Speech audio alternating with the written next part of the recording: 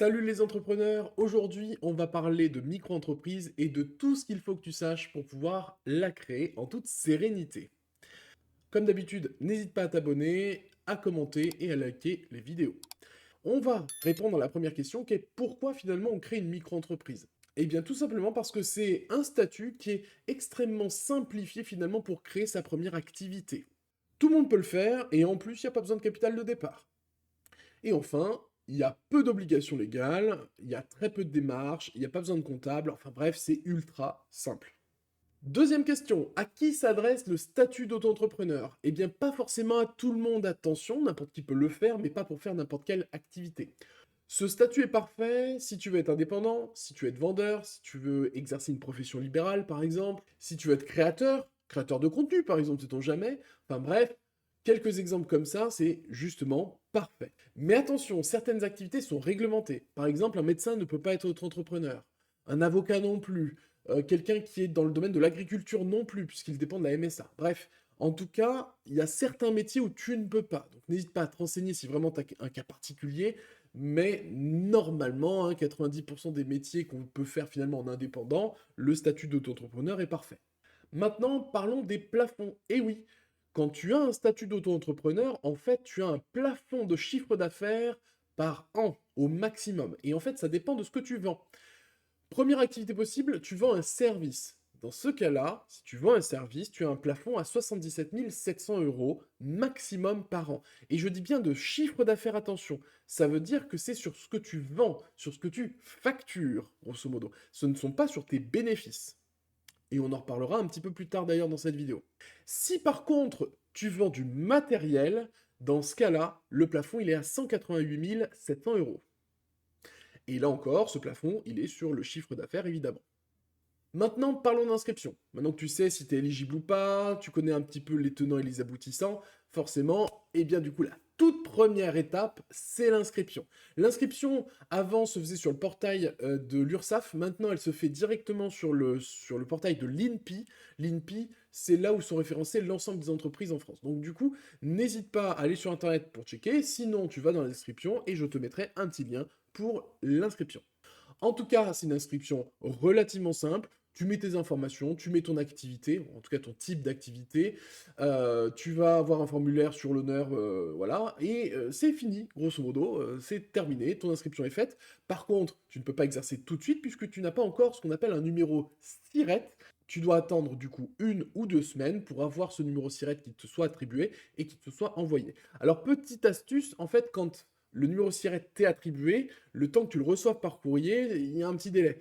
N'hésite pas à regarder sur internet, tu tapes finalement ton nom et prénom parce qu'en fait ta société, c'est pas un nom en fait, hein, c'est toi, ta société. Donc si tu te cherches, par exemple Gaël Margot sur internet, Siret, eh bien tu peux tomber sur un numéro Siret et donc bah, c'est forcément toi. Si tu l'as créé pour la première fois, c'est toi. Donc tu peux utiliser ce numéro Siret et donc comme ça tu peux commencer ton activité de manière entre guillemets légale. Maintenant, passons à la vraie vie. Qu'est-ce qui se passe quand on a commencé sa déclaration et du coup, bah, on fait quoi après? Eh bien, la première chose que je t'encourage à faire, c'est de poser la question, est-ce qu'il faut que tu aies un deuxième numéro de téléphone portable? Parce que quand tu commences ta micro, bah, en général, tu vas avoir des clients. Enfin, c'est le but, sinon tu vas pas être payé, donc tu vas pas gagner beaucoup d'argent. Donc, client veut dire que tu vas être contacté.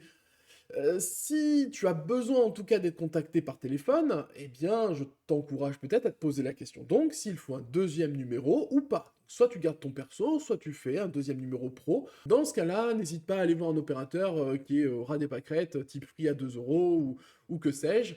Et du coup, tu peux le mettre sur ton téléphone, une deuxième carte SIM. Si tu as un téléphone avec une seule carte SIM, tu peux aussi faire une eSIM. Comme ça, bah, tu as une SIM physique pour ton perso et une eSIM pour ton pro. Et au moins, en plus, tu peux désactiver celle que tu veux avec des horaires, etc. Machin. Enfin bref, on va pas parler trop de technique téléphone non plus. On va rester sur la micro-entreprise. Mais première question à se poser, c'est le numéro de téléphone. Le deuxième point qui est important, c'est le compte bancaire. Quand tu es auto-entrepreneur et que tu démarres, tu n'as pas besoin d'un compte bancaire dédié à ton activité. Tu n'as pas non plus besoin d'un compte bancaire professionnel. Alors professionnel, on entend plutôt société, parce que tu n'as pas de dépôt de capital. Donc bref, tu n'as pas besoin de ça. Tu peux très bien le faire avec ton compte bancaire personnel. À titre personnel, du coup, je t'encourage absolument pas à faire ça, pour deux raisons. La première, c'est que du coup, ça va être super chiant de faire tes déclarations mensuelles ou trimestrielles. D'ailleurs, on en reparlera juste après. parce que tu vas avoir sur ton relevé, bah, toutes tes dépenses perso, toutes tes rentrées perso, enfin bref, ça va être super chiant. Deuxième chose, quand tu es auto-entrepreneur, tu n'as pas besoin de compte professionnel qui coûte de l'argent tous les mois, comme une société. Donc tu peux tout simplement faire un compte chèque à ta banque, sans carte, alors à toi de voir hein, oui ou non, mais sans carte, comme ça te coûte moins cher, et tu fais en sorte derrière d'avoir ce compte-là qui te coûte quasiment rien, ou voire rien du tout d'ailleurs, et au moins, toutes les rentrées, toutes les sorties, tu sais que c'est ta boîte. C'est simple comme bonjour. Donc pour ces deux raisons, je t'encourage à avoir un compte non professionnel, mais un compte chèque dans ta banque pour gérer ta micro. Troisième élément qu'il ne faut surtout pas oublier, c'est que si tu dois recevoir de l'argent de quelqu'un, il faut savoir comment tu vas t'y prendre. Donc du coup, de ce côté-là, moi ce que je t'encourage à faire, c'est de poser la question, hein, comment tu vas recevoir de l'argent? Si tu vas recevoir de l'argent avec des paiements en ligne, tu donnes un RIB, ça c'est facile, ou alors tu montes un compte Stripe et tu connectes ton compte bancaire, donc là c'est facile aussi, comme ça tous les paiements en ligne, c'est géré. Par contre, si tu es dans un espace physique avec ton client, il faut que tu le fasses payer. Et là, bon, bah, certes, les espèces, ça marche, mais c'est pas toujours le cas. Donc, il va falloir que tu ailles sur Internet et que tu récupères finalement un petit boîtier de paiement. Il y en a plein, on le voit sur des marchés ou autres, hein, des petits boîtiers de paiement connectés au téléphone portable, il y en a plein des fournisseurs. Donc, n'hésite pas à les regarder, du coup, si tu en as besoin. Quatrième point ou cinquième point, je ne sais même plus. Bref, la suite, c'est comment tu vas gérer tes factures. Et oui, parce que si tu as une activité, il y a des fois, on va te demander une facture. Alors tu vas me dire aussi, bah, pourquoi les gens demandent des factures? Bah en fait, les gens demandent des factures parce que si ils viennent finalement dans ta micro-entreprise pour un service ou un produit et qu'ils veulent finalement derrière ça le déclarer comme une dépense pour leur entreprise à eux, eh bien il leur faut une facture. C'est-à-dire c'est le moyen qui va stipuler qu'il y a eu un transfert d'argent entre deux sociétés. Donc tu es obligé de pouvoir générer des factures quand même. Il faut le savoir, il faut y penser. Donc moi de mon côté, avec mes entreprises, alors pas toutes, mais en tout cas je fais appel à la société qui s'appelle Time, T-I-I-M-E. Alors ils ont plein de trucs, hein. Ils peuvent te faire un compte professionnel, tout le bordel, mais bon, ça coûte quand même de l'argent, donc je t'encourage à ne pas le faire en micro-entreprise. Par contre, il y a un service qui est super cool, c'est que gratuitement tu peux faire des devis et des factures. Donc c'est plutôt cool, c'est bien intégré, tu mets ton logo, tu mets une charte graphique de couleur, et au moins de manière plus ou moins automatique, hop, tu mets ton client, automatiquement ça met les champs où il faut, tu mets ce que tu donnes, et hop, c'est parti, t'as tes factures. Et tu peux facilement les envoyer par mail, les imprimer, etc. Donc ça peut être pas mal. Bon, il y a plein d'autres solutions, je t'en donne une, mais en tout cas, pense-y comment on fait des factures. Côté déclaration maintenant, ça c'est important, sachez-le, vous allez avoir une déclaration à faire tous les mois ou tous les 3 mois de votre chiffre d'affaires. Et j'insiste bien de votre chiffre d'affaires. Ça veut dire tout ce que vous avez vendu, pas tout ce que vous avez gagné, mais bien tout ce que vous avez vendu. Et le pourcentage que vous allez payer en impôts avec l'URSSAF, donc là où vous allez faire votre déclaration, hein, c'est auto-entrepreneur-ursaf.fr ou quelque chose comme ça, vous allez vite retrouver en tapant sur internet du coup ce qu'il en est, eh bien c'est à peu près 20% de votre chiffre d'affaires. Alors c'est pour ça qu'il faut faire très attention quand on est entrepreneur et auto-entrepreneur dans ce cas-là, c'est que du coup il faut quand même toujours vendre quelque chose qui nous coûte pas grand-chose, justement, parce que sinon, comme on déclare notre chiffre d'affaires et non pas notre bénéfice, eh ben, si à un moment donné, on fait très peu de bénéfices, mais qu'on facture beaucoup, eh bien, dans ce cas-là, on perd de l'argent. Donc, il faut vraiment faire attention. Si vous voulez plus, du coup, d'informations là-dessus, n'hésitez pas à nous en faire part sur les commentaires pour qu'on puisse, du coup, faire un sujet que sur cette partie. Dernière chose qui pour moi est indispensable, c'est de créer un Google Business. Alors pourquoi? Eh bien parce que il faut que tu puisses être référencé au moins sur Google et notamment Google Maps. Donc c'est la meilleure manière de le faire. Tu crées un compte Google ou tu associes un autre compte à un compte Google, peu importe. Tu tapes sur Google Google Business, tu te connectes et tu vas renseigner du coup eh bien, ton adresse ou l'adresse du coup où tu vas être en place avec ta micro-entreprise, hein, parce que tu peux très bien avoir un magasin ailleurs, hein, donc il n'y a pas de souci. En tout cas, ton adresse, tes horaires, ta description, etc. Tu renseignes bien tout pour que tu sois bien référencé dessus.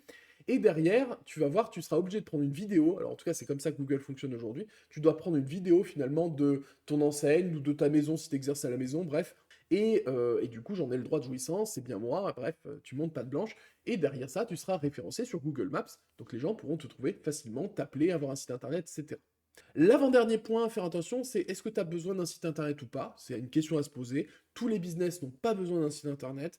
Par exemple, moi, légalement, j'étais obligé d'en avoir un, mais ça ne m'apportait absolument rien commercialement parlant quand j'étais centre de formation. Donc, voilà, à vous de vous poser la question. Je trouve que c'est toujours bien d'avoir un site internet, surtout qu'aujourd'hui, il y a plein d'outils qui permettent de faire des sites internet relativement, alors gratuitement non, mais en tout cas de manière simplifiée. Donc n'hésitez pas à essayer au moins d'aller dans cette voie-là ou pas, mais en tout cas de vous poser la question. Et le dernier point, c'est les réseaux sociaux. Bah, du coup, forcément, quand on crée sa micro-entreprise, c'est bien quand même de montrer un petit peu ce qu'on fait, de faire de l'actu, etc.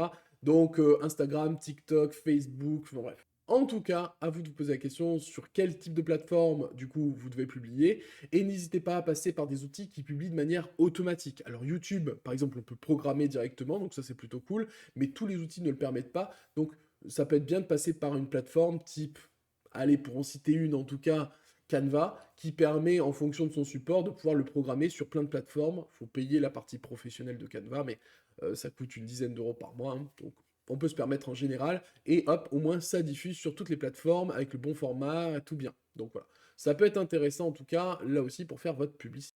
On a fini pour la création, pour les bonnes pratiques, les astuces, tout ce qu'il ne faut pas oublier pour monter son projet. Maintenant que c'est fait, eh bien écoute, lance-toi et n'hésite pas à nous dire dans les commentaires si ça t'a été utile.